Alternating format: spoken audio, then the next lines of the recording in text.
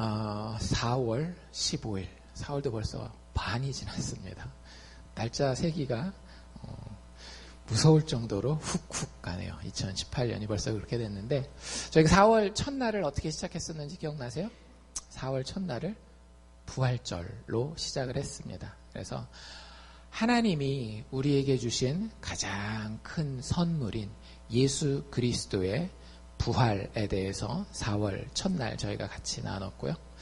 그것에 근거해서 지난주부터 오늘, 다음 주, 또 그 다음 주까지 4월 말까지 저희가 부활신앙을 가진 자라고 한다면 어떤 존재인지를 한번 깨닫는 그런 시간을 가지고 있는 중입니다. 지난주에는 저희가 그리스도인의 정체성에 대해서, 내가 누구인지, 이게 되게 중요하거든요. 내가 누구인지만 제대로 알고 있어도 사람들이 인생을 살아가는 데에 훨씬 더 나은 길을 훨씬 더 아름답게 살 수 있다라고 말씀을 드렸어요. 그런데 우리가 착각하지 말아야 될 것은, 우리는 죄인에 머무를 수 없다. 동시에 의인이라고 주장할 수도 없다. 우리가 정말로 부활을 아는 예수 그리스도가 십자가에서 그렇게 처참하게 죽으셨고, 죽으셨을 뿐만 아니라 정말로 3일 만에 다시 살아나셨다라는 것을 믿고 알고 체험하는 자라고 한다면 우리는 늘 어떤 존재로 살아야 된다라고요? 용서받은 죄인으로 산다라고 말씀드렸습니다. 여러분들 한 주 동안 어떻게 사셨는지, 죄인으로 막 내가 살고 싶은 대로 사셨는지, 아니면 가면 탁 쓰고 의인인 척하고 사셨는지, 아니면 하나님 앞에 그리스도의 자유를 가지고 내 있는 모습 부족한 대로 드러나지만 그거 가지고 주님 앞에 또 나아가서 용서를 구하면 주님이 또 나를 회복시켜 주시는 그 용서받은 죄인으로 사셨는지. 예수 믿은 게 좋은 이유가 있다라고 얘기를 했죠. 방탕해서 나를 파괴할 필요도 없는 삶이고요. 가면 쓰느라고 너무너무 힘들고 속에 찌든 삶일 필요도 없는 거예요. 예수 믿는 삶은요, 죄인인 거 알고 그대로 살아가지만 그 가운데 하나님이 부활을 약속하셨다라는 것이 너무 놀라워서 늘 그 주님 앞에 나아가, 주님, 내가 이것도 실수했습니다. 내가 또 여기 넘어졌습니다. 라고 고백할 수 있는, 그래서 정말 나를 일으켜주시는 그 주님의 부활의 손길을 느끼는, 그게 그리스도인의 정체성이라고 우리가 지난주에 요한일서 말씀을 통해서 함께 나눴습니다.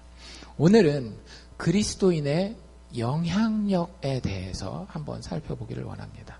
영향력. 여러분들은 얼마나 영향력 있는 삶을 살고 계신가요? 보통 우리가 영향력 하면 좀 높으신 분들, 좀 돈도 많은 분들, 이런 분들을 생각하는데 그런 건 세상적인 영향력이고요. 오늘 우리가 이야기하려고 하는 영향력은 그리스도인의 영향력입니다. 여러분들이 정말로 그리스도를 마음에 가지고 있다면, 부활하신 주님이 내 삶 가운데에 살고 계시다라고 한다면 어떤 영향력이 내 안에서 역사하는지를 살펴보려고 해요. 그래서 오늘 이야기를 들을 때 여러분들 좀 조심하셔야 될 게 있어요. 많은 우리가 교회 내에서 하는 설교나 특강이나 이런 것들 중에 영향력에 대한 이야기를 하면 오해하기 쉬운 부분이 뭔가 하면, 나도 저렇게 열심히 노력하고 결단하고 해가지고 한번 저렇게 큰 영향력을 미치는 사람이 돼봐야 되겠다. 높은 사람이 되고 이렇게 해서 그런 얘기 많이 하잖아요. 대통령이 됐는데 거기서 하나님께서 나를 대통령 되게 해주셨습니다 하면 하나님이 엄청나게 영광 받으시고 내가 영향력을 많이 끼치는 그런 것들을 생각하실까봐 제가 미리 약간의 주의를 드리는데, 제가 여기서 말씀드리는 영향력은요, 내가 아무것도 하지 않는데 하나님께서 나를 통하여서 발휘하는 그런 영향력을 얘기하는 거예요. 그러니까 그런 세상적인 영향력과는 좀 다르다라는 것을 기억하시고요. 그러니까 좀 편하게 들으시면 돼요. 내가 예수 믿으니까 이제 나가서 이렇게 영향력을 발휘해야지. 엄마로서, 아빠로서, 세상에 뭘로서 이런 영향력을 발휘해야지. 이런 어떤 책임감과 의무감과 그래서 짓눌리는 이런 마음을 가지고 듣지 않으셔도 돼요. 여러분들 뭐만 들으시면 되냐면요. 하나님이 그리스도인의 삶에 어떻게 영향력에 대한 그림을 그려가시는지만 보면 돼요. 그 다음에 여러분들이 하셔야 되는 일은 뭐냐면 여러분들이 그 하나님과 함께 살면 되는 거예요. 그리스도의 십자가를 바라보고 그 십자가 가운데 이루어진 하나님의 사랑과 그 가운데 드러난 부활의 능력과 여러분들이 함께 살기만 하면 제가 오늘 여러분들에게 묘사해드리는 이 영향력 있는 삶이 자연스럽게 여러분들 것 되는 겁니다. 여러분들이 이 사실을 꼭 기억하셔야 돼요. 만약에 여러분들이 오늘 이 설교를 듣고 도덕 설교로 들어서 내가 이렇게 해서 이런 영향력 있는 사람이 돼야 됐다 그러면은요, 여러분들 되게 힘들 거예요. 왜? 반드시 안 되는 순간이 오니까. 근데 그게 아니라 하나님의 사람들은 다 이런 영향력을 주셔서 이렇게 역사하시는구나를 그냥 알고만 가시면 돼요. 이게 예수 믿는 사람들의 특권이고 영적인 자유입니다.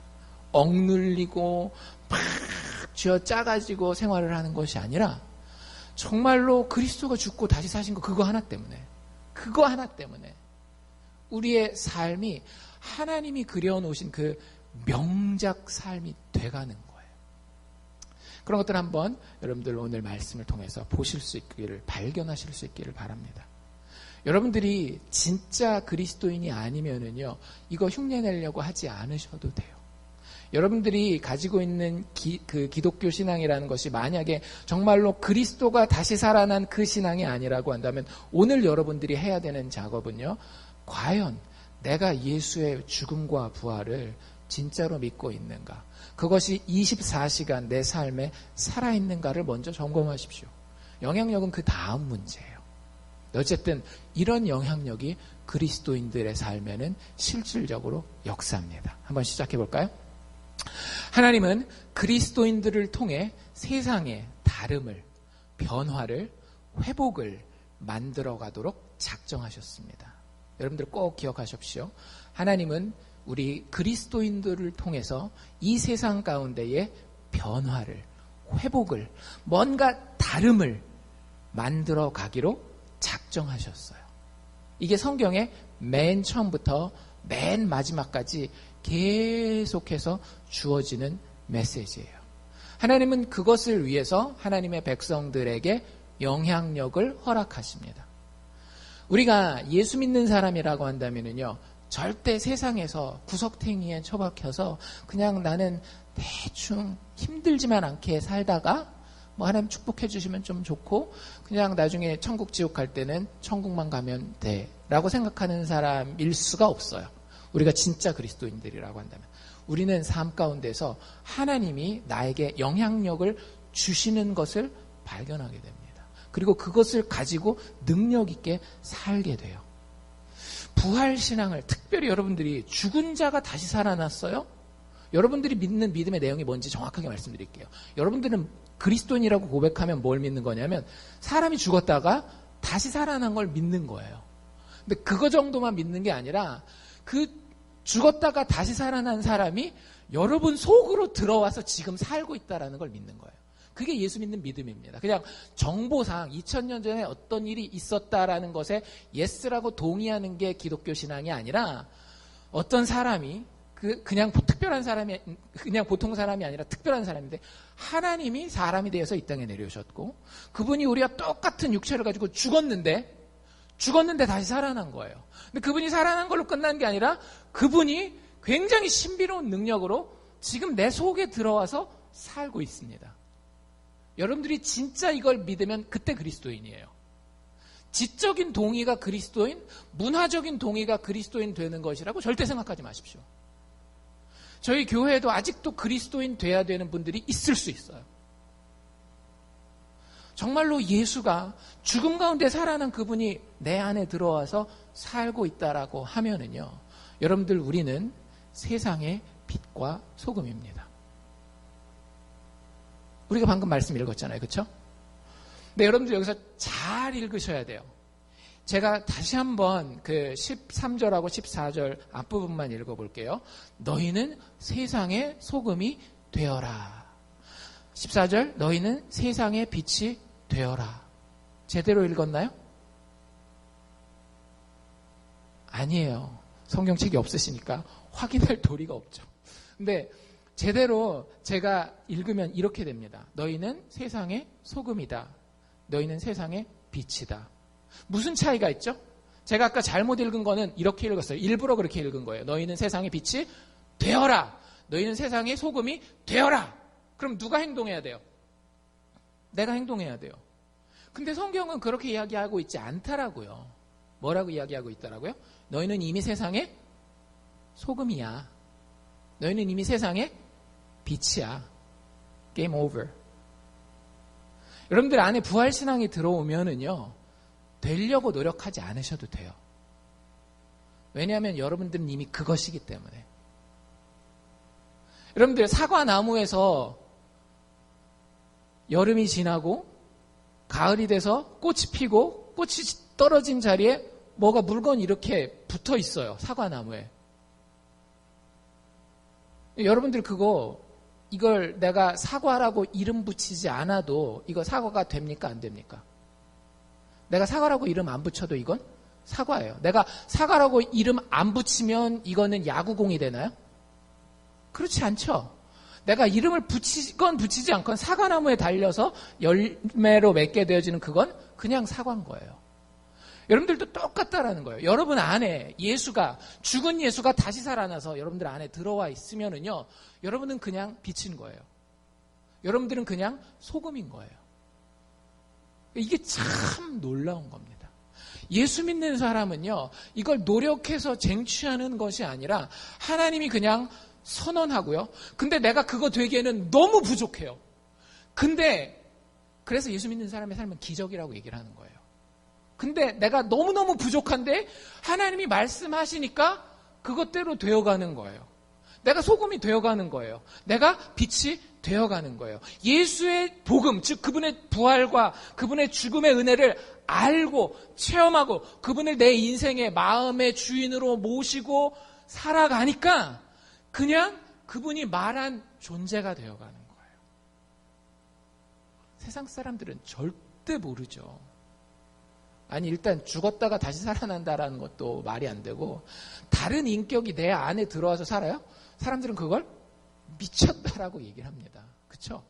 미쳤다라고 얘기해요. 정신이, 내가 갑자기 뭐 대통령도 됐다가, 뭐 거지도 됐다가, 막 그럼 이 사람은 정신 분열증 걸렸다라고 얘기를 하잖아요. 근데 기독교가 믿는 게 그거라니까요. 분명히 내가 있어요. 부족한 내가 살아요. 근데 그 안에 누가 사시는 거예요? 온 우주를 만드신 완벽하신 창조자께서 나를 위해 죽으시고 다시 살아서 성령으로, 그분의 영으로 내 안에서 지금 살고 있는 거예요. 얼마나 신비로운 존재입니까? 여러분들이 예수 믿으면 그런 존재라는 사실을 반드시 알고 있어야 돼요. 그리고 그런 우리를 성경은 뭐라고 칭하고 있다? 소금이다, 빛이다 라고 칭하고 있는 거예요. 소금이 무슨 역할을 합니까? 뭐 여러 가지 역할이 있지만 오늘 우리가 읽은 데 보면 맛을 내죠. 여러분들을 통해서, 여러분들이 진짜 예수 믿잖아요. 여러분들을 통해서 세상이 맛이 달라집니다. 더 좋은 맛으로 변하게 돼요. 여러분들이 진짜 예수 믿으면 여러분들이 예수 믿는 줄도 모르고 막 사람들이 죽을 때 돼서 천국 가서 만나보니까 이 사람 예수 믿었네? 절대 이럴 수가 없더라고요. 여러분들이 예수 믿으면 맛이 나게 돼 있어요. 그게 일터에서가 됐건 가정에서가 됐건 친구 관계에서가 됐건 여러분들 맛이 나게 돼 있어요. 부활을 아는 맛이 나요. 이 사람들은 죽을 것처럼 살지 않아요. 안 죽을 것처럼 살아요. 심지어는 노예로 붙잡혀가도 노예가 아닌 것처럼 살아요. 이게 기독교의 역사예요. 로마 제국 때부터 지금도 이어지고 있는 기독교의 역사입니다. 여러분들 맛이 있습니까? 세상에 여러분들의 맛이 드러나야 된다라는 거예요. 드러난다라는 거예요. 우리의 믿음이 진짜라고만 한다면. 두 번째, 우리를 뭐라고 부른다라고요? 빛이라고 부른다라고요. 빛이 무슨 역할을 해요? 빛은 일단 어떤 특징을 가지고 있는가 하면 감출 수가 없어요. 여기 보면 어떤 표현이 나와 있는가 하면 산 위에 있는 동네가, 여러분들 산 위에 어떤 동네가 있어요. 그럼 밤이 되면 항상 어떻게 돼요? 집집마다 불들이 켜지죠. 그러면 보여요? 안 보여요? 보여요. 여러분들 안에 부활하신 예수가 있으면 다른 사람들에게 그게 보일까요? 안 보일까요? 예수님 말씀 보여요. 여러분들이 술자리에 갔는데 아니면 친구들이랑 놀러를 갔는데, 파티를 갔는데, 클럽을 갔는데, 아니면 장사하는 자리에서 뭘 만났는데, 아니면 공부하러 가서 시험 보는 자리에서 뭘 만났는데, 여러분들 거기서 여러분들이 진짜 부활하신 예수를 마음에 가지고 있잖아요? 그러면 여러분들 옆에 있는 사람들이 여러분들 빛이라는 걸 알게 된다라는 거예요. 그러니까 여러분들이 어디에 있든지 간에 여러분들은 빛인 거예요. 근데 그 빛이 자기가 드러나기만 하는 특징을 가지고 있는 게 아니라 또 한 가지 특징이 뭐가 있어요? 여기 보니까 모든 사람에게 비춰주는 특징을 가지고 있는 거예요. 여러분들이 그 자리에 있음으로써 다른 사람들이 보지 못하는 것들을 여러분 때문에 보게 됩니다. 여러분들 친구들은 다 막 돈 때문에 막 돈 그러고 있어요. 많이 벌어도 적게 벌어도 돈 그러고 있어요. 근데 부활하신 예수가 있는 사람이 그 대화 자리에 같이 있으면은요, 일단 이런 느낌이 드는 거예요. 저놈은 왜 돈 얘기를 별로 안 하지? 나보다 더 잘 사는 것 같지도 않은데? 뭘 그렇게 많이 모아놓은 것 같지도 않은데? 얼굴은 왜 이렇게 편한 거야? 굉장히 기분이 나쁩니다. 여러분들이 그런 존재가 돼야 돼요. 여러분들 통해서 여러분들 주변에 있는 사람들이 도전을 받아야 됩니다. 아주 긍정적인 도전을. 여러분들이 뭘 성취해서가 아니라 여러분 안에 부활하신 예수가 있기 때문에 그것 하나만 가지고 여러분들을 통해서 사람들이 인생을 다시 생각해 봐야 그게 맞는 거예요. 근데 대부분 우리는 어떻게 돼요? 거꾸로 되는 경우가 너무 많죠. 교회 와서는 그래 목사님이 돈이 우상이 될 수 있으니까 조심하라 그랬다는데 가서 돈 얘기를 돈 그러면 내가 획 돌아버려가지고 나도 돈 생각만 계속 하게 되잖아요. 여러분들 우리 안에 예수가 정말로 부활해서 살고 있으면은요, 우리가 그들을 비춥니다. 만약에 우리가 그들을 비추지 못하면 둘 중에 하나인 거예요.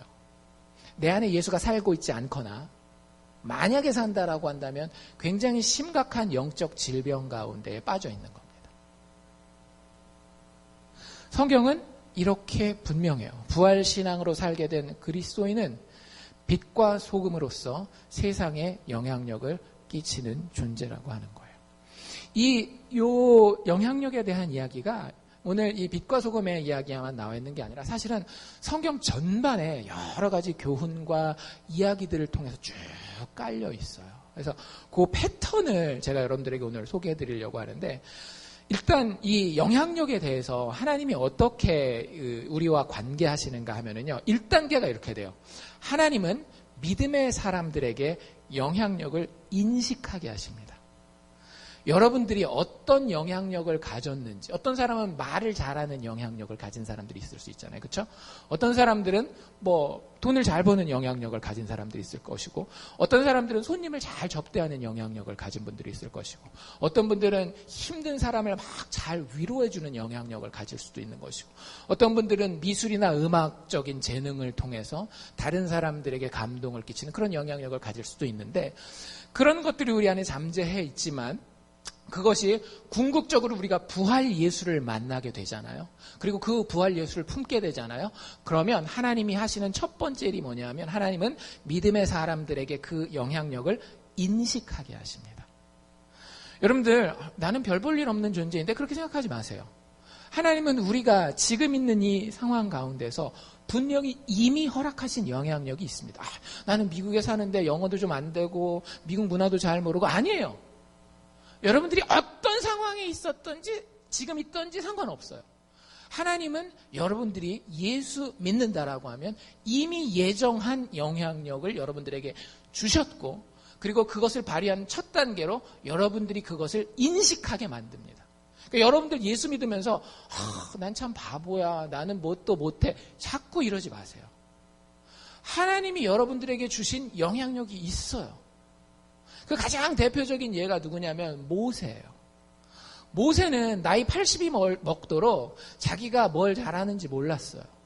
어떤 영향력을 가지고 있는지 몰랐어요. 젊을 때는 한참 객기를 부렸죠. 한 40대 초반까지는 자기가 막 이스라엘의 왕자의 부모 덕 보고 막 하면서 막 다 가진 건 줄 알았는데 결국에 살인사건 한 번 일어난 것 때문에 그 왕으로부터의 보호, 자기 엄마 아빠로부터의 보호에서 떨어져 나가서 광야에서 이렇게 힘든 삶을 살면서 자기의 모든 자신감을 다 잃어버립니다. 나이 80이 되기까지. 그 80이 됐을 때 하나님이 모세를 부르시잖아요. 하나님이 모세를 부르시듯이 우리도 똑같이 부르십니다. 그런데 그 부르시는 장면을 잘 보면은요, 항상 이래요. 그 모세의 기본적인 스토리는 이거거든요. 하나님은 하나님의 백성을 부릅니다. 하나님께로. 세상 가운데 있는 우리를 딱 띄어서 야 일로 와 하고 하나님께로 불러요. 그럼 거기서 끝나는 게 아니라 모든 하나님의 사람들의 이야기는 어디로 진행되게 돼요? 부른 그 사람들을 다시 보내는 쪽으로 진행이 되거든요. 파송한단 말이에요. 우리에게 임무를 맡겨서, 사명이라고 그러죠. 보통 교회에서는 사명을 맡겨서 세상 가운데 파송하는 거예요. 근데 항상 하나님이 부르시고 보내시는 이 과정의 중간에 일어나는 일이 있는데 그게 뭐냐 하면 우리에게 영향력을 주시는 거예요. 다른 말로 얘기를 하면 능력을 허락하신다라고 하는 거예요. 모세가 80세가 되었을 때에 이상한 광경을 보게 되죠. 모세가 80대 직업은 뭐였는가 하면 목자였습니다. 그래서 맨날 양 치러 다니는 거예요. 그러니까 되게 지루한 직업이겠죠. 그리고 양들이 참 말을 안 들어요. 그러니까 그 양들한테 맨날 속 썩으면서 하는 일은 뻔하고 그걸 40년 동안 해온 거예요. 왕궁에서 나와서부터 40년 동안. 그리고 그러면서 자기의 자아가 어떻게 형성됐겠어요? 난 별로 할 줄 아는 것도 없고 할 수 있는 것도 없고 난 아무 영향력은 나랑 상관없는 사람이야. 이런 단어야 라고 그렇게 생각하면서 살았을 거예요. 근데 그 모세를 하나님이 부르신단 말이죠. 여러분들 그 모세를 하나님이 부르실 때 첫 번째 한 말이 뭔지 아세요? 첫 번째 한 말. 집에 가서 출애굽기 4장을 찾아보십시오. 간단하게 요약해드리면 이런 얘기예요. 네 손에 있는 것이 무엇이냐. 뭐 거창하게 막 내가 어떤 하나님이고 뭐 너는 앞으로 무슨 일을 이거 다 얘기하시긴 하는데 그 첫 번째는 그런 얘기 다 제껴놓으시고 모세 보고 물어보는 거예요. 네 손에 지금 뭐가 있니? 라고 물어봐요. 하나님 왜 물어보셨을까요? 몰라서? 모세 손에 뭐가 있는지 몰라서? 여러분들 하나님은 모든 질문에 답을 가지고 계시는 분이에요. 하나님이 우리에게 물어볼 때는요. 우리를 위해서 물어보는 거지 자기 자신을 위해서 물어보는 게 아닙니다. 그러니까 하나님 답 다 알고 있지만 그 답에 대해서 모세가 생각해 보기를 원해서 모세에게 물어보셨다라고 하는 거죠. 네 손에 뭐가 있냐라고 물어봐요. 모세가 뭐라고 대답하죠? 지팡이가 있습니다. 이렇게 얘기를 해요. 근데 거기서 끝난 거예요, 사실은. 거기서 하나님이 하고 싶은 얘기가 이미 다 나온 거나 마찬가지예요. 그 지팡이는 뭘 상징해요? 모세가 누구인지, 모세가 무엇을 하고 있는지, 모세가 어떤 일들을 어떻게 감당해왔는지, 모세의 모든 정체성과 영향력이 그 한 물체에 다 담겨 있는 거예요. 근데 그걸 모세는 알았어요, 몰랐어요? 몰랐죠. 40년 동안 들고 다닌 그 지팡이였지만 그게 뭔지 어떤 의미를 가졌는지 몰랐던 거예요. 근데 떨기나무 가운데에 지금도 살아계시는 그 하나님을 만난 그 순간 하나님의 음성을 통해서 모세는 하나님이 내 손에 이미 주어진 것이 있구나. 결국 모세가 감당하는 일이 뭡니까? 이스라엘 백성들의 목자가 되는 거였어요. 참 놀랍지 않습니까? 그 당시에 잡이 여러 가지가 있었을 거예요. 게다가 모세는 공부로 따진다면 굉장히 고급 잡을 가질 수 있는 학력을 다 가지고 있는 사람이었더라고요. 근데 40년 동안 하나님이 저 구석탱이 광야에다가 처박아 놓고 그냥 양만 치게 했어요. 왜요? 앞으로 모세가 감당할 이스라엘 백성들이 꼭 모았기 때문에 이 말 안 듣는 양떼 같기 때문에 그걸 감당할 수 있는 영향력을 하나님이 이미 계속 키워놓고 계셨던 거예요. 그리고 마침내 살아계신 하나님을 만났을 때에 그는 내 손엔 지팡이가 있구나. 이걸 깨닫게 되는 거예요. 여러분들이 정말 하나님의 구원을 아는 사람들이라고 한다면, 살아계신, 죽음까지도 이기신 그 살아계신 하나님을 알고 그분을 마음에 품고 있다라고 하면은요, 여러분들은 분명히 음성을 들으셨어야 돼요. 뭐 제가 얘기하는 그런 신비로운 뭐 이런 음성은 아닙니다. 제가 말씀드리는 건. 근데 여러분들 마음 가운데에 하나님이 말씀하시는 소리가 들려야 돼요. 너 빛이야. 너 소금이야. 네가 가진 빛이 있어. 네가 가진 맛이 있어. 뭔지 확인해 봐. 여러분들이 지금 만나고 있는 사람들, 여러분들이 지금 하고 있는 일들, 여러분들이 가지고 있는 재능들, 혹은 심지어는 여러분들이 당한 고난들, 이 모든 것들이 하나님을 위해서 쓰임받기 위해 여러분들이 지금 갖추고 있는 굉장히 중요한 툴들이라고 하는 사실들을 여러분들을 인식하게 될 겁니다. 여러분 안에 예수가 살아있다라고 한다면. 그럴 때는요, 하나도 버릴 게 없게 되는 거예요. 그러니까 예수 믿는 사람들의 행복이 여기 있어요. 예수 믿지 않는 사람들은 버릴 것과 안 버릴 것을 찾죠. 그래서 살면서 뭐가 생겨요? 트라우마라는 게 생겨요. 왜? 버릴 게 있거든요. 내가 그때 그렇게 힘들었던 거, 그렇게 창피했던 거, 그렇게 바닥까지 내려갔던 거. 그게 앞으로의 나의 삶에 전혀 도움이 되는 게 아니에요. 그거는 내 영향력에 오히려 마이너스가 되는 요소로만 남는 거죠. 그래서 세상 사람들은 항상 좋은 것만 어떻게 해서든지 골라 모으려고 하는데 이게 잘 안 되잖아요. 자꾸 때 묻은 게 섞이고 불완전한 게 섞이고 깨지고 망가진 게 섞이고. 근데 예수 믿는 사람은요, 이걸 깨닫는데 세상 사람들과는 전혀 다른 시각에서 깨닫는 거예요. 왜? 하나님을 100% 신뢰할 수 있으니까. 하나님은 내 삶 가운데 어떤 시간도 어떤 경험도 낭비하는 분이다 아니다? 하나도 낭비하는 것이 없어요. 하나님이 우리의 삶을 통해서 이루실 것이 있거든요. 그 이루실 것을 위해서는 지금 내가 겪고 뭐 이렇게 알게 되고 가지게 된 이 모든 것들이 내 인간적인 판단과는 다르게 하나님의 영광을 위해서 아름답게 쓰일 것이기 때문에 거기 있는 거예요. 근데 그걸 발견하게 되는 거죠. 아, 내가 그때 그렇게 창피를 당했었던 것이 사실은 이렇게 영향력을 미치기 위함이었구나. 여러분들, 내가 참 아끼는 사람 때문에 창피를 당해본 적이 있으신가요? 그런 경험 안 하면 좋겠죠. 그게 내 남편이 됐건 아내가 됐건 자식이 됐건 부모가 됐건 그 아끼는 사람 때문에 창피 안 당하면 참 좋겠어요. 근데 여러분들, 그래서 뭐 내가 좋은 아내로 막 소문이 난 영향력 있는 여자가 된다든지, 좋은 남편으로서 다른 사람들한테 유명해져서 영향을 막 미치는 그런 남편이 된다든지, 뭐 그런 부모가 된다든지, 그런 자녀가 된다든지. 근데 그렇게 살면 인간이 어떻게 될까요? 대부분 자기가 아끼는 사람한테 상처를 줍니다. 그 사람을 통해서 내가 참 그 사람과 같이 하고 싶은 마음은 이해를 해요. 그 사람도 잘 되고 나도 잘 되고. 근데 그게 안 될 때가 많잖아요. 그 사람이 내 기대를 만족시켜주지 못하는 경우가 참 많단 말이에요. 그러면 우리는 그것에 대해서 버립니다. 심지어는 부모도 어떤 마음이 드는가 하면 때로는 확 이제는 놔버릴까? 이런 생각이 드는 경우들이 있으신 분들도 있을 거예요. 근데 여러분, 우리가 하나님 앞에 서잖아요. 그럼 하나님은 그걸 보고 우리가 네가 거기서 창피했지? 네가 거기서 실패했지? 근데 그게 너를 성장하게 만들 거야. 그래서 성장한 너 때문에 영향력을 받을 더 많은 사람이 있게 되는 거야. 너는 네가 성공해서만 많은 영향력을 미칠 것 같지만 아니야. 실패한 그곳에서 나는 더 큰 영향을 미칠 수 있어. 하나님이 우리가 질병이 되었건 경제적인 어려움이 되었건 인간 관계에서의 어려움이 되었건 그 모든 것들이 우리 안에서 뭐로 발견되는가 하면 하나님이 허락하신 영향력으로 발견이 되어지는 거예요. 쉽지는 않을 겁니다. 인간적으로는 사실은 불가능한 일이기 때문에. 근데 그게 가능한 경우가 언젠가 하면 여러분 안에 부활하신 예수가 살아있으면, 와, 죽을 것 같은 그 어려움도 하나님이 쓰시는구나.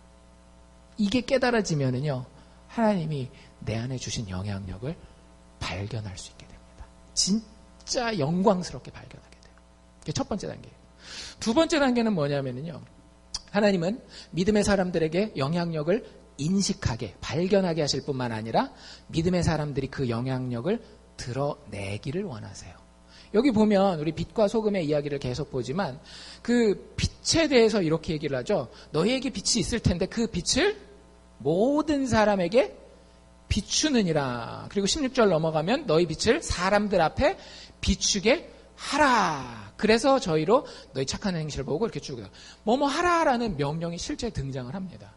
하나님은 어떤 의지를 가지고 있는가 하면 하나님 우리에게 주신 영향력을 세상 가운데에 비추고 발휘하기를 원하셔요. 만약에 그렇게 안 하면 어떻게 될까요? 그건 소금 얘기에 나와 있어요. 소금 얘기에 뭐라고 나와 있는가 하면 만일 소금이 그 맛을 잃어버리면 우리가 영향력을 받았음에도 불구하고 그 영향력을 아무렇지도 않게 그냥 잊어버린다든지 포기해버린다든지 무시해버리면 그 맛을 잃어버리면 후에 아무 쓸데없어 다만 밖에 버려서 사람에게 밟힐 뿐이니라. 여러분들 이렇게 굉장히 두렵고 떨리는 마음으로 들으셔야 됩니다. 내가 예수 믿는다라고 해요. 예수 안에서 구원받고 천국 갈 사람이라고 이야기를 해요. 근데 내 안에 하나님이 주신 영향력을 발견하지도 못하고 그것이 나를 통해서 드러나고 있지도 않아요. 아까도 얘기한 것처럼 내가 세상에 영향을 주는 것이 아니라 세상에 의해서 내가 영향을 받아요. 친구만 만나면 내가 영적으로 막 이렇게 처지는 거예요. 사람들만 만나고 사업에만 집중하고 자식 생각만 하면 말씀 볼 시간, 기도할 시간, 예배할 시간이 점점점 줄어드는 거예요. 여러분들 그러면 어떻게 된다라고요? 이게 나와 있는 그대로 후에 아무 쓸데가 없어. 여러분들 그리스도인이 쓸데 있는 이유는요. 이 안에 부활하신 예수가 살아서 역사하기 때문에 쓸데가 있는 거거든요. 근데 그게 사라지면 그 맛이 사라지면 후에는 아무 쓸데가 없고 다만 밖에 버리워지고 심지어는 사람들도 나를 밟고 지나가게 돼요. 이 제일 싫어하는 것 중에 하나 아닙니까? 누가 나를 밟아 감히? 근데 성경에 그런 표현이 나와 있어요. 다른 사람들이 여러분들을 밟을 거래요. 그런 경험을 이미 해보신 분들도 있을 거고 앞으로 그런 경험을 당해야 하는 분들도 혹시 있을 수 있어요. 그런데 그 이유가 뭐라고요? 특별히 그리스도인들에게서 소금이 그 맛을 잃어버렸을 때 예수가 죽음을 이기고 다시 살아났다라고 하는 그 독특한 맛이 그래서 죽지 않을 사람처럼 죽지 않는 기쁨을 가지고 죽지 않는 용기로 이 세상을 걸어가는 그 맛이 사라지면은요. 세상 사람들이 교회 다니면 여러분들 보십시오. 교회 다니면 특히 더 밟을 겁니다. 특히 더 밟아놓을 겁니다. 여러분들. 왜? 악한 마귀가 여러분들과 같이 가고 싶어서. 여러분들 하나님은 우리가 세상에서 하나님이 허락하신 그 영향력을 발휘하기를 원하셔요. 잘 생각해 보세요. 하나님이 능력이 부족합니까? 무슨 계획을 탁 세우면 내가 같이 일할 집사들이 100명 정도는 필요하고 목사는 최소한 10명 있어야 되고 장로 한 20명 있어야 되는데 그래야 내가 이 일을 감당할 텐데 하나님 그런 분이에요? 아니잖아요. 하나님은 혼자서 모든 것을 다 하시고도 남을 만한 능력이 있으신 분이에요. 근데 성경 이야기들을 여러분들 잘 보십시오. 하나님이 정말로 많은 경우에 최대한 자주 믿음의 사람들과 같이 일해요. 그러지 않아요? 초대교회도 하나님이 그냥 뿅뿅뿅 나타나가지고 꿈에 예수 믿어, 예수 믿어, 예수 믿어 이렇게 다 할 수 있었어요. 근데 초대교회 보면 다 사도들이 발로 뛰잖아요. 목숨을 바쳐가면서 선교지에 나가서 예수 그리스도의 죽고 다시 살아나신 그 복음에 대해서 이야기한단 말이죠. 하나님이 홀로 하실 수 있는데 왜 그러시겠어요? 하나님의 일을 이루시는 방식 자체가 우리에게 부족한 우리에게 하나님의 영향력을 나눠주시고 그 영향력을 우리가 발휘하는 것을 원하시기 때문이라고 하는 거예요. 여러분들 예수 믿으십니까? 부활하신 예수가 여러분들의 삶에 살아 계시면은요, 여러분들이 그 부활 능력으로 여러분들 주변에 있는 사람들에게 영향을 미치셔야 돼요. 그러니까 도덕적인 의무로 이야기하는 것이 아니라 그렇게 될 수밖에 없어요. 거꾸로 뒤집어서 얘기하면 여러분들이 세상에 나갔는데 맨날 세상 친구의 영향만 받아요. 그리고 여러분들을 통해서 그 친구들은 천국에 대해서 하나님에 대해서 예수님에 대해서 한 번도 고민 안 해요. 그럼 어떻게 생각하면 되냐면요. 내가 뭔가 굉장히 잘못된 방향으로 가고 있는 거예요. 예수의 부활이 살아있는 사람은요, 그럴 수가 없다니까요. 왜? 하나님 뜻 자체가 예수 믿는 사람들을 통해서 그리스도의 영향력을, 그 부활 복음의 영향력을 끼치는 것인데, 그게 내 삶의 증거로 드러나지 않아요? 그럼 혹시 없는 거 아닐까요? 그 부활하신 예수가 내 삶에 없는 거 아닐까요? 하나님 그렇게 역사하신다라는 거예요. 내 주변에는 다 예수 안 믿는 사람인데요. 그 사람들이랑 어떻게 뭐 그런 얘기를 하나요? 뭐 그 사람들 맞춰가면서 세상 사는 게 다 그렇죠 뭐. 여러분들 그건 죽어있는 삶이에요. 예수가 살아있는 삶은요. 그렇지 않아요. 1대 100이라도 여러분들이 이깁니다. 아니 1대 100만이라도 여러분들이 이겨요. 여러분 하나 돼 전 세계 인구를 할지라도 여러분들이 이겨요. 누구만 있으면? 부활하신 예수만 여러분들 마음에 있으면. 이런 담대함이 그리스도인을 그리스도인 되게 만드는 거예요. 그리스도인을 빛되고 소금 되게 만드는 거예요. 조금만 내 주변에 막 다른 얘기하고 다른 것에 관심 가지는 사람들이 많으면 나도 거기 다 팔려가가지고. 여러분들 세상에서 여러분들 예수 믿지 말라고, 예수 믿는 것에 대해서 증거를 드러내지 말라고 여러분들한테 총 갖다 대고, 안 그러면 막 칼로 목에다 대고 막 그럽니까? 안 그러잖아요. 우리 충분히 영향력을 발휘할 수 있는 삶과 환경 가운데 있음에도 불구하고 우리는 그걸 드러내지 않아요.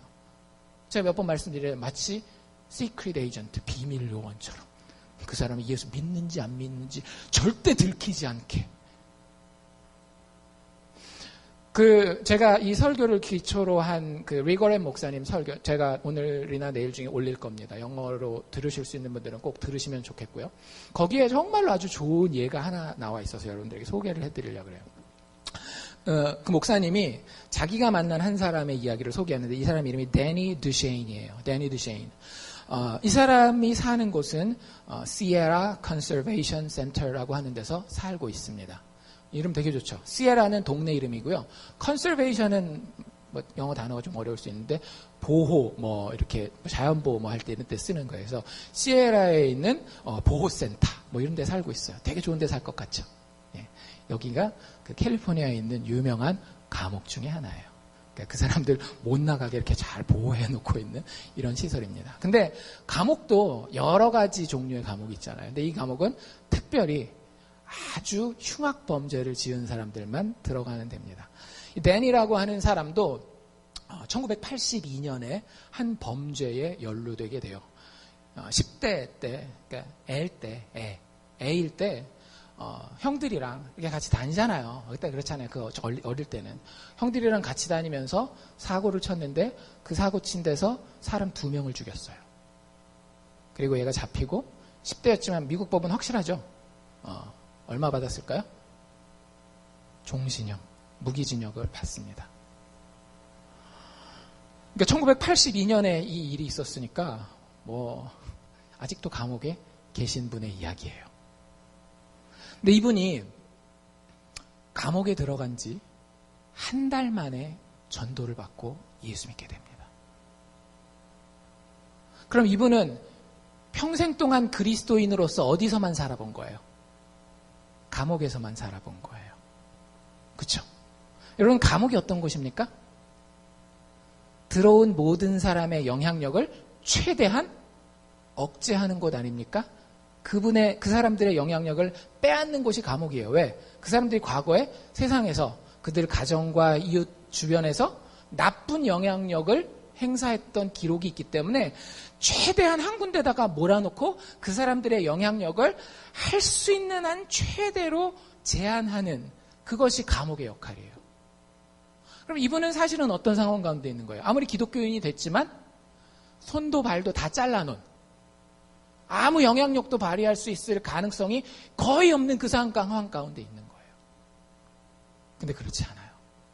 진짜 예수를 만나면은요, 감옥 안인지 감옥 밖인지가 중요하지 않더라고요. 감옥 안에 있는데요, 이분이 불이 타기 시작한 거예요. 여러분들에게도 이런 불이 있으면 좋겠습니다. 그 인생은요, 진짜 행복해요. 누가 말릴 수가 없는 삶이 되는 거예요. 이분이 자기가 그 사람까지 죽인 그렇게 나쁜 놈인데 하나님의 은혜로 다 용서 안 받았다는 걸 깨닫고 나니까 이걸 자기 혼자서만 알 수가 없는 거예요. 자기가 가진 이 교도소 안에 제한된 그 영향력을 가지고 자기 옆에 있는 모든 그 감옥에 들어와 있는 사람들에게 그 영향력을 미치기를 원합니다. 늘 전도하고, 그리고 나서 20년 동안 그렇게 살면서 2000년대 초반에 여러분들 그 리거레 목사님 책 중에 제일 유명한 책이 그 목적이 이끄는 삶이라는 책이 있어요. 근데 그 책은 어떻게 읽는 거냐면 40일 동안 읽는 거거든요. 그래서 인생의 목적이 하나님 앞에서 어떤 것인지를 같이 한번 생각해 보는 책인데, 그걸 가지고 전국적인 캠페인을 한 적이 있어요. 근데 그 감옥에서도 간수 한 분하고 이분하고 둘이 그거를 갖다가 세팅을 합니다.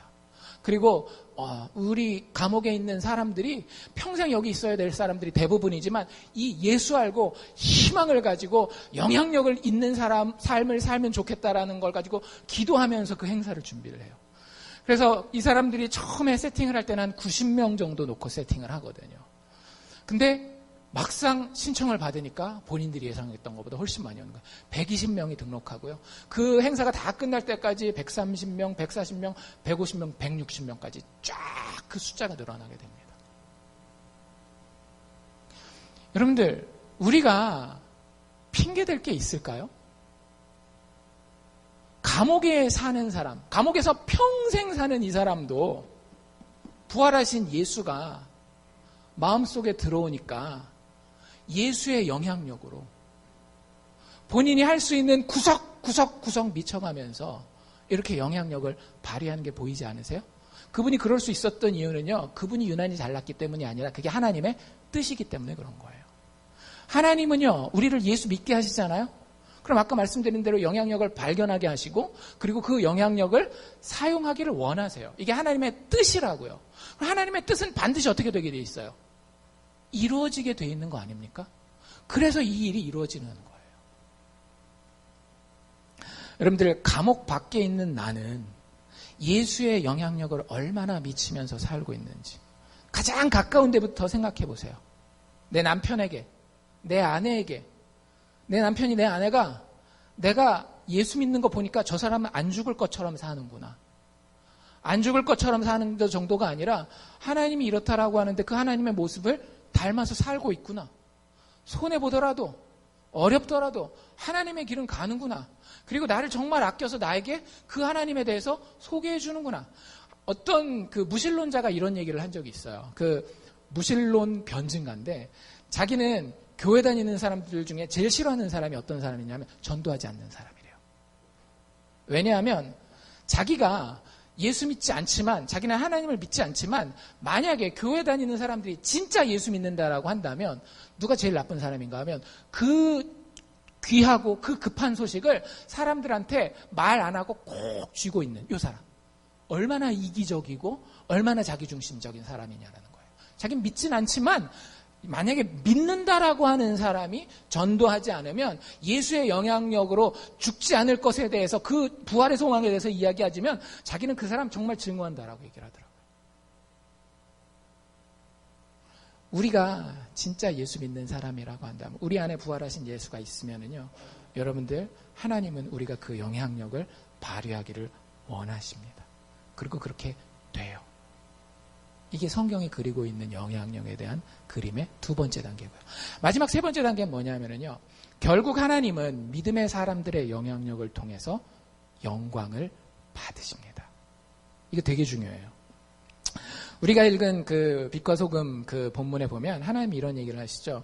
이같이 너희 빛을 사람 앞에 비추게 하여, 우리가 선한 영향력을 미치는 거죠.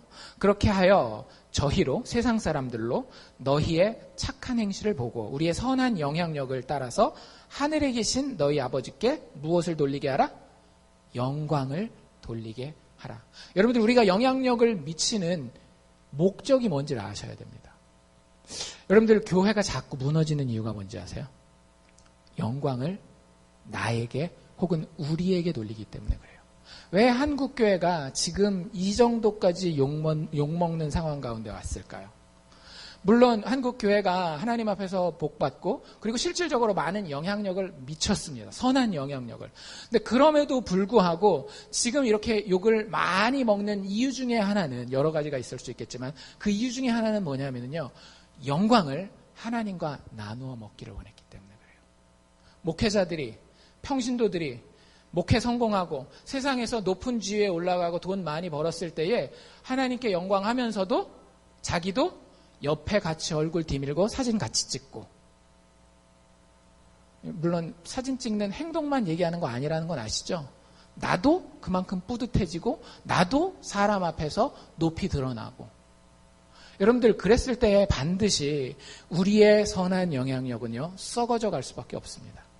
근데 부활하신 예수께서 처음부터 끝까지 역사하시는 영향력은요 처음부터 끝까지 나는 없고 하나님의 영광만 있게 되는 거예요. 아까 그 데니라고 하는 사람이 그 인터뷰한 게 그 설교에 나오거든요. 거기에 몇 번이나 반복하는 표현이 있어요. 이건 정말 특권입니다. 이건 정말 특권입니다. 일단 말 자체가 안 되지 않나요? 평생 동안 감옥에 갇혀서 살아야 되는데 감옥에서 한 발자국도 못 나갈 텐데 그걸 특권이라고 이야기를 한다라고요.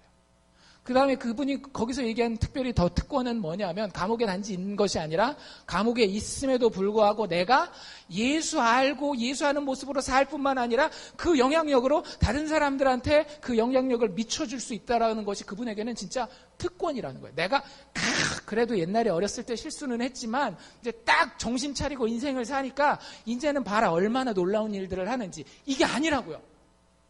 이게 다 내가 한 게 아니라 하나님이 하신 거예요.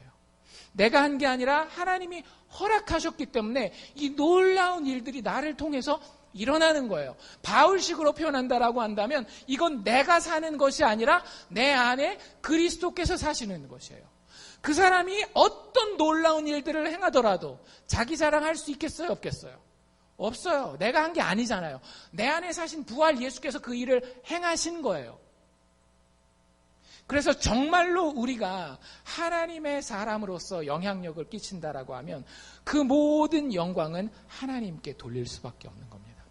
제가 몇몇 분들한테는 말씀드렸겠지만 제가 지금까지 살아오면서 만난 여러 장로님들 중에 정말 존경하는 장로님 한 분이 계셔요. 조무영 장로님이라고 하는 분인데 그분이 작년에 은퇴를 하셨어요. 나이가 이제 많이 드셔서. 나름대로 세상에서 성공한 분입니다. 영향력이 있는 분이에요. 하나님께서 그분을 축복하셔서 사업을 하면 사업을 하는 대로 미국에서 살다가 한국 돌아가신 분이거든요. 여러분들이 사업하는 것처럼 여러분들 사업 업소 뭐 주유소 몇 개 있다든지 뭐 뮤지션 몇 개 있다든지 하면 그래도 여기 동네에서 성공한 거잖아요. 그렇게 했어요. 이분은 자기가 여기서 샵 하시는 동안에는 자기가 일 안 하고 수급만 하러 다녀도 될 정도로 하나님 복을 주셨어요. 또 그 한국에 들어가서도 미국의 유명한 디자인 회사에서 그 자기네 디자인 회사 한국 브랜치를 하는데 그 지사장으로 이분을 고용할 정도로. 그러니까 세상적인 영향력도 굉장히 많이 가지고 있는 거죠. 교회 내에서의 영향력도 참 대단해요. 그 어떤 그분이랑 같이 신앙생활했었던 목사님들 중에 한 분이 그런 얘기를 하더라고요. 새벽기도 한국인 있잖아요. 새벽기도하면 늘 자리를 지키시는 분은 이분이라고 하는 거예요. 이분 매일 출근하시는 분이에요. 매일 출근하시는 분인데도 매일 비가 오나 눈이 오나 그 자리에 그분이 항상 계셔요. 기도하고 교회를 위해 기도하고 목회자를 위해 기도하고 하나님 나라를 위해서 기도하고 기도의 자리에서 사람들이 딱 봤을 때 존경할 만하다. 영적인 영향력을 가진 분이에요. 교회에서 무슨 행사 한다든지 뭐 헌금을 한다든지 이러면 항상 모범적으로.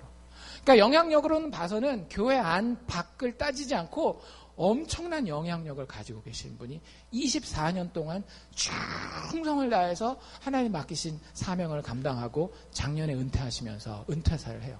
보통 은퇴사 하면 짧아도 5분, 길면 이제 10분, 15분 막 더 넘어가기도 하잖아요. 이분 얼마 했을까요? 56초. 아주 간단해요. 내용이 이렇습니다. 지난 24년 동안 주님의 심부름꾼으로, 이게 종이라는 얘기죠. 주님의 심부름꾼으로 사용해 주신 하나님께 감사드립니다.